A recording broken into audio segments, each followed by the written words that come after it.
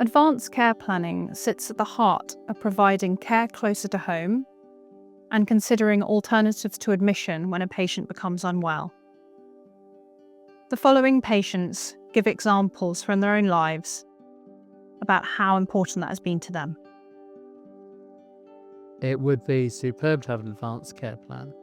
And I think the reason why I and people of my age that I know don't actually ask for that is because we feel we don't want to overburden what is a greatly stretched service.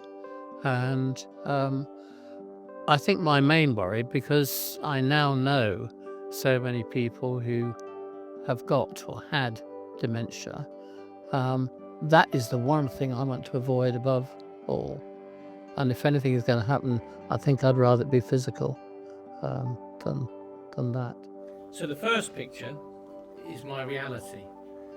All the different people I have to deal with to look after my wife. In terms of advanced care planning, Rosie and I both have very detailed documents explaining what we want. The reason I went down that road is having been through it with my mum where there wasn't any such document, and I didn't really know what she wanted. So mum probably suffered for 9 weeks, much longer than she really needed to. And in the end, the doctors said it was time, and we went with that.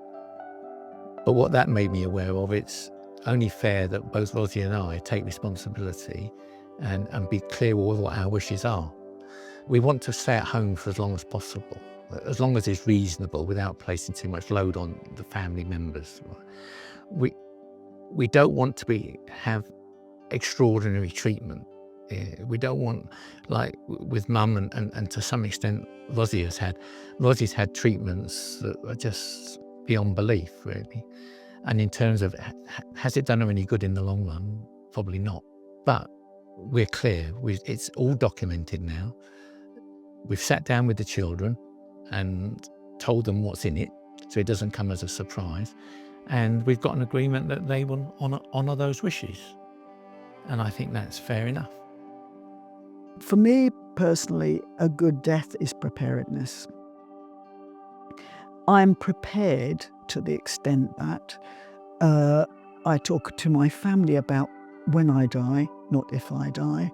And let me just say that all my affairs are in really good order.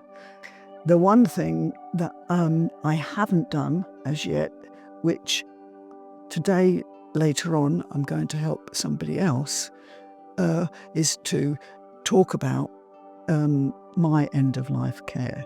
That is something that I haven't yet discussed with my family. But I think what they would say is, we don't want you to die in hospital, Mum. And if all else failed, we'd prefer you to be in a hospice than at home, properly nursed. For me, I would prefer to die at home, but I haven't yet made end-of-life care arrangements or haven't put my thoughts down. I worry about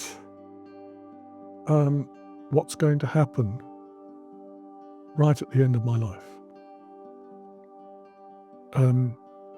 I've lived through the death of my mother. I've lived through the death of several friends. And I don't necessarily want it to be like them, because, one died at home, one died in hospital, when I think his family wanted him to be at home. And that's, if you like, reinforced my view and my concerns that I definitely want to be at home. And I need to know how to make that as definite as we possibly can. It's idealistic, I think, but nonetheless, I would like to die at home with my family around me if that's what they want to do. Confidence in a plan, it's twofold. Confident that my wishes have been recorded. Yes, of course. And if I'm not confident, I haven't done it properly. Um, Confident that they will be respected? No.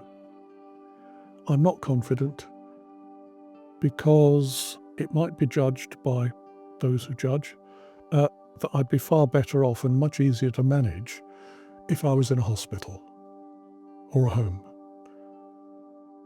And I don't want that. It would resolve one part of the puzzle, wouldn't it? People know what I want. But the next part is, will they do it? So I don't remember having signed a document like that. But I guess somebody somewhere will know.